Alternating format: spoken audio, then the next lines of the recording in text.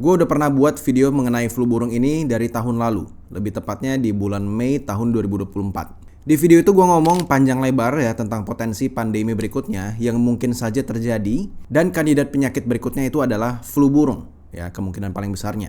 Dimana di situ gue sebutkan bahwa Amerika dan China itu berkolaborasi bareng untuk menciptakan virus flu burung yang lebih mematikan di sebuah laboratorium di China, dan ada banyak sekali investment di sana juga. Ini potongan videonya kalau kalian belum nonton. Tahun 2020, Departemen Pertanian Amerika itu melakukan kerjasama dengan Chinese Academy of Science yang dikelola sama Partai Komunis Tiongkok untuk menciptakan virus flu burung yang gampang banget untuk menular dan mematikan. Bagi kalian yang nggak tahu, ini adalah lembaga yang sama yang mengawasi laboratorium di Wuhan yang menjadi teori kebocoran awal mula virus kebetulan ya. Di bulan Februari kemarin, diketahui kalau pemerintah Amerika ini menyalurkan dana sekitar $1 juta kepada ilmuwan Tiongkok untuk proyek ini. Dan pendanaan ini akan terus dilakukan sampai tahun 2026. Di video kali ini kita bakal bahas mengenai update daripada flu burung ini, dan kekhawatiran gua ternyata beneran terjadi. Di mana flu burung ini sudah meluas dan lebih gila daripada dugaan gua pribadi.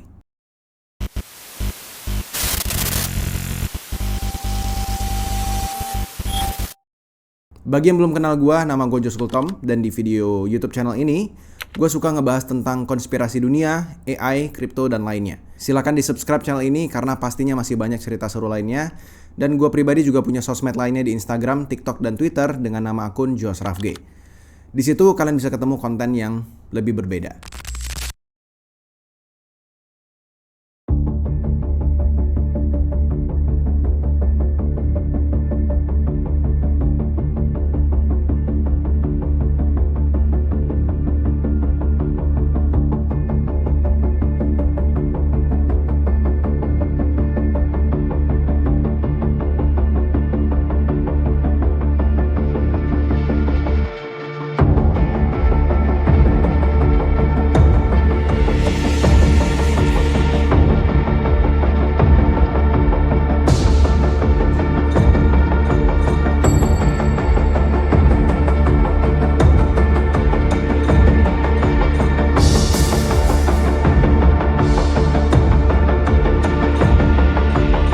Belakangan ini di tahun 2025 banyak banget kasus baru tentang flu burung ya, yang tadinya tuh masih kecil kasusnya dan cuman di beberapa negara kecil aja, sekarang mulai merambah ke negara besar yang punya populasi yang jauh lebih banyak. Baru-baru ini ya di Amerika, itu lebih tepatnya di New York, itu baru aja ngalamin lonjakan kasus flu burung yang lumayan parah ya. 3 ekor itik ya di Queens Zoo itu mati kena virus ini. Sementara 12 unggas di Bronx Zoo itu juga lagi diuji buat cek penyebarannya ya.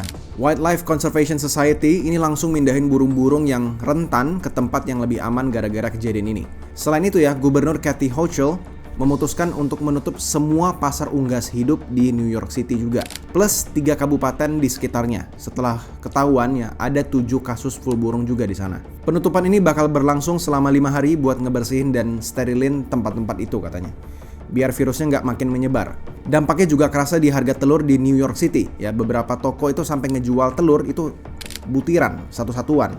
Biasanya kan kalau kita beli harga telur tuh 1 dus atau 1 lusin gitu. Ini mereka jualnya sampai per satuan telurnya. Yang tadinya 1 lusin telur itu harganya cuma di $2,5, ini melonjak sampai $10,99 alias $11 ya. Sekitar 4 kali lipat lebih mahal hanya dalam waktu beberapa hari aja. Mungkin teman-teman yang nonton ini yang tinggal di daerah New York atau punya teman di sana atau punya saudara di sana, boleh banget tambahin cerita ini di kolom komentar di bawah. Dan itu tadi cuman baru satu cerita pertama aja yang muncul cukup mencuat di sosial media dan juga di berita. Karena itu adalah berita yang rakyat langsung terasa dampaknya. Dimana mereka itu mau beli telur dan langsung ya terasa luar biasa mahal. Masalahnya ya di balik cerita tadi itu ada banyak cerita-cerita lainnya yang sebenarnya muncul, cuman tidak begitu viral. Dan ini juga mengenai kasus flu burung. Di tanggal 21 Januari tahun 2025 kemarin ya, itu wabah flu burung di Georgia AS ya, produsen ayam terbesar di AS. Ini punya kekhawatiran akan adanya pembatasan perdagangan ya di sana.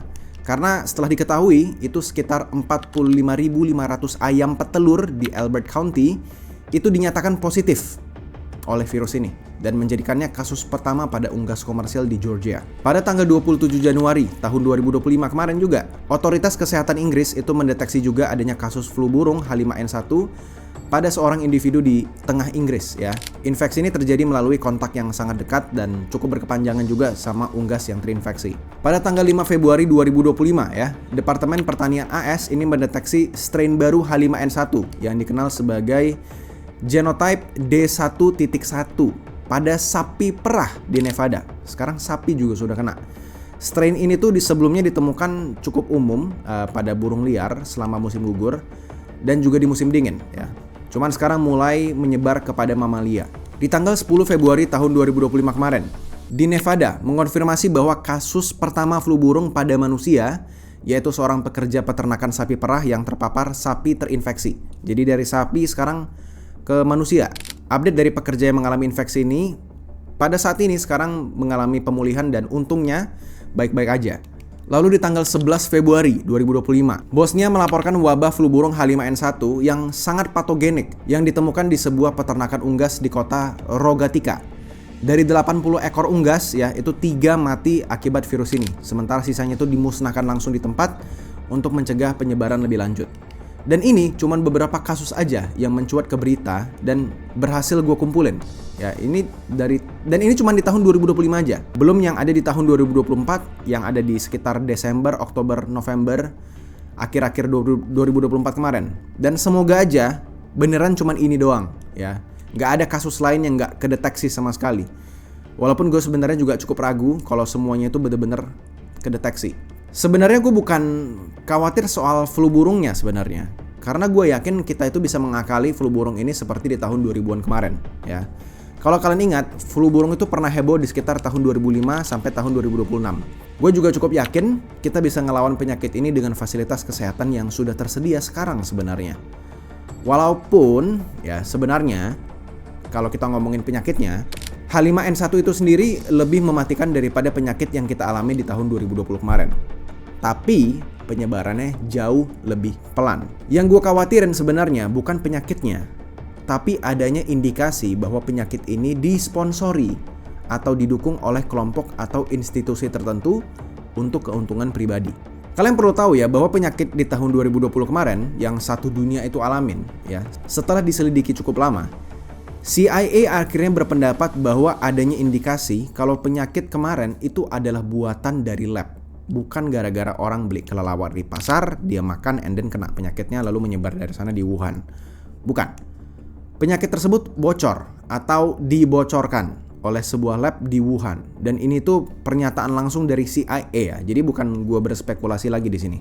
Ini official resmi dari CIA. Ini tandanya ada kemungkinan atau ada kelompok atau institusi tertentu yang benar-benar ngerancang sebuah pandemi ini akan terjadi. Dan ini tuh sudah sebuah plan. Dan kalau misalnya pandemi kemarin itu adalah rancangan, tidak menutup kemungkinan kalau akan ada lagi pandemi berikutnya. Penyakit dan virusnya iya, real, beneran ada. Dan ada juga gitu hasil labnya, kita bisa lihat struktur molekul dan segala macam ya. Gue gak paham bahasa lab laboratoriumnya seperti apa. Gue juga kena ya. Gue gak pernah ngalamin rasa sakit seperti itu. Dan itu parah banget.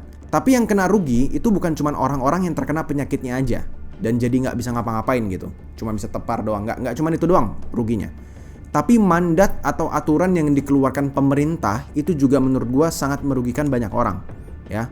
Orang-orang itu nggak boleh keluar, orang-orang nggak boleh bekerja di kantor, dan orang nggak bisa lagi bekerja layaknya orang normal. Dan ini efeknya ya seperti yang kalian tahu ya di tahun 2020 kemarin, 2020, 2021. PHK massal ada di mana-mana ya, perusahaan bangkrut di mana-mana. Harga barang-barang kebutuhan pokok itu naik semua dan efeknya bahkan terasa sampai sekarang. Inflasi itu gila-gilaan. Dan ini akibat ulah siapa? Ya, akibat ulah WHO, World Health Organization. Di mana di bulan Maret tahun 2020, WHO itu mengumumkan bahwa penyakit kemarin ya di tahun 2020 kemarin itu adalah sebuah pandemi. Dan pemerintah harus nurut sama semua protokol yang disebutkan oleh mereka. New normal, WFH, remote working, dan sebagainya. Dan lucunya, Donald Trump sebagai Presiden Amerika Serikat itu menandatangani executive order bahwa Amerika tidak akan lagi menjadi anggota WHO di tanggal 21 Januari kemarin.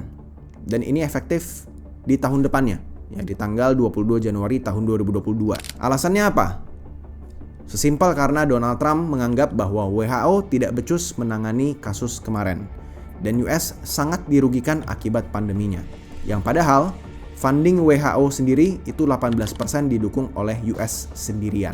Dan kalian perlu ingat ya, pas kemarin itu terjadi, emang US yang mungkin kasusnya paling banyak dan pada saat itu emang benar Donald Trump menjabat sebagai presiden.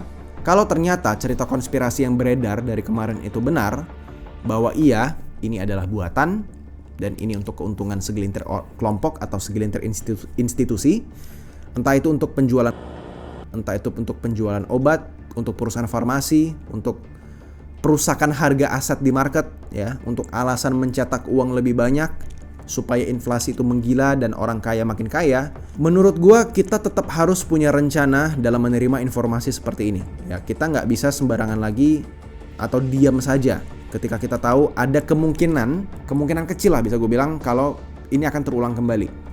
Yang kita tahu sejarah itu emang nggak selalu berulang pasti, tapi selalu berirama.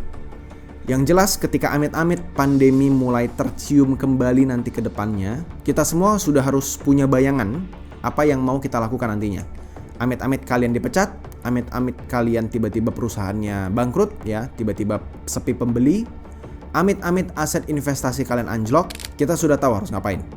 Kita semua sudah rasain tahun 2020 dan apabila benar, semua dugaan kita kalau 2020 kemarin adalah buatan, gak ada yang bisa stop mereka untuk membuat virus yang lebih ganas, lebih mematikan, dan ngulangin lagi tahun 2020 secara paksa. Kalian mungkin berpikir kalau kita sekarang lebih bisa melawan, ya, sudah lebih pintar, sudah tidak bisa ditipu, sudah tahu bahwa ini adalah konspirasi dan segala macamnya. Tapi pemikiran kita ini, ya, itu semua sudah jelas. Mereka juga tahu kalau kita berpikir seperti ini. Dan mereka akan cari cara supaya kita tetap tunduk. Kalau misalnya ternyata ada yang baru, apakah kalian bakal ambil atau enggak? Kalau misalnya ternyata kalian beneran kena penyakitnya, apa yang bakal kalian lakuin? Dan apakah kalian juga punya ide untuk merubah pekerjaan kalian? Atau ya, apa kungfu yang bakal kalian lakuin kalau misalnya pandemi ini akan terjadi ke depannya? Gue mau tahu pendapat kalian di kolom komentar di bawah. Semoga tahun 2020 kemarin adalah asli natural dan bukan buatan manusia. Stay safe dan semoga kita semua sehat selalu. Kalau kalian belum pernah nonton video gue yang sebelumnya, yang lama, ini videonya. Kalau kalian mau nonton video yang lain, ini juga ada videonya. Oke, paling itu aja yang gue bisa share. Ya, semoga semua yang ada di video ini semuanya salah ya. Oke, itu aja lah. See you guys in another video. Bye-bye.